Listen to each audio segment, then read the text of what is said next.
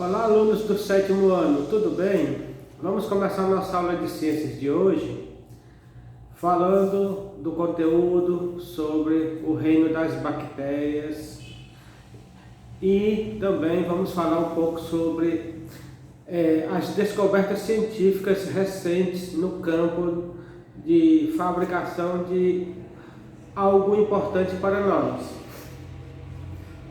Essas descobertas, graças à tecnologia que emprega conhecimentos sobre os seres vivos, geralmente com objetivos produtivos, que são denominados biotecnologia, a biologia associada à tecnologia.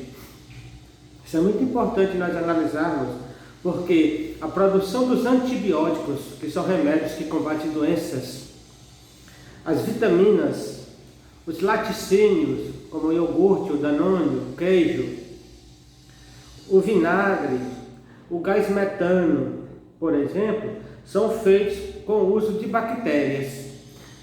A biotecnologia faz esse trabalho associando e trabalhando na pesquisa, no experimento e na manipulação de bactérias para produzir o que eu terminei de falar. Antibióticos, que são remédios, vitaminas, laticínios, vinagre, metano, combustível e outros mais. As bactérias também podem ser manipuladas geneticamente para que se obtenha produtos de interesse humano. O ser humano é muito inteligente e trabalha em prol dessa situação para conseguir bens necessários para si e para os outros. Por exemplo, algumas bactérias podem receber fragmentos de DNA, que são os genes de seres vivos, de outros seres vivos e induzidos para produzir material de interesse para os estudos, como a produção de insulina. Pessoas que têm diabetes, quando ela está muito alta, tomam doses de insulina. Isso é produzido através das bactérias. Há também bactérias que podem ser utilizadas no processo da biorremediação, que emprega seres vivos para a descontaminação do ambiente. Então se coloca isso aí, esse tipo de pesquisa. Elas são capazes de degradar óleos e outros poluentes, retirando do ambiente. Um exemplo que eu vou dar para vocês é quando existe uma praga de insetos no canavial, por exemplo. Aí eles desenvolvem outra praga, que é bactéria, no laboratório, e soltam no ambiente. E aquelas que foram produzidas no laboratório vão combater as que estão no ambiente, comendo as folhas da cana. Então existe um controle nessa situação. E de acordo com toda a biotecnologia desenvolvida, estudo, pesquisa do ser humano, a expectativa das pessoas aumentou, a qualidade de vida também melhorou. Foi o que aconteceu. Porque de 1974 para até 2014, o número de óbitos em crianças menores de 5 anos de idade no país caiu 90%. Então, um ajuste significativo. Segundo os dados estatísticos de Registro Civil de 2014, divulgado pelo Instituto Brasileiro de Geografia e Estatística, que é o IBGE.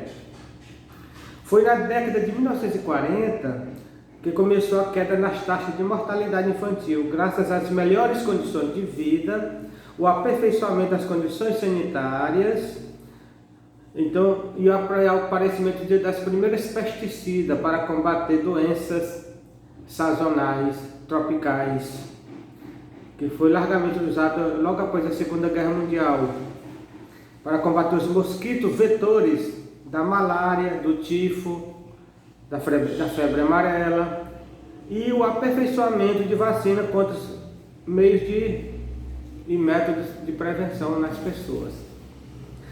A pesquisa do IBGE ressalta também que ainda outros fatores ajudaram a reduzir as taxas de mortalidade infantil, como o aumento da escolaridade feminina, a elevação do percentual de domicílios com esgotamento sanitário, água potável, coleta de lixo e maior acesso da população aos serviços de saúde.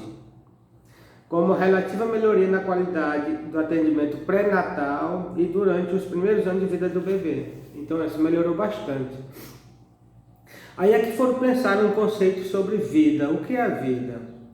Quando o termo biologia começou a ser discutido e adotado, por volta de 1800, a ciência se deparou com um desafio para definir o que é vida.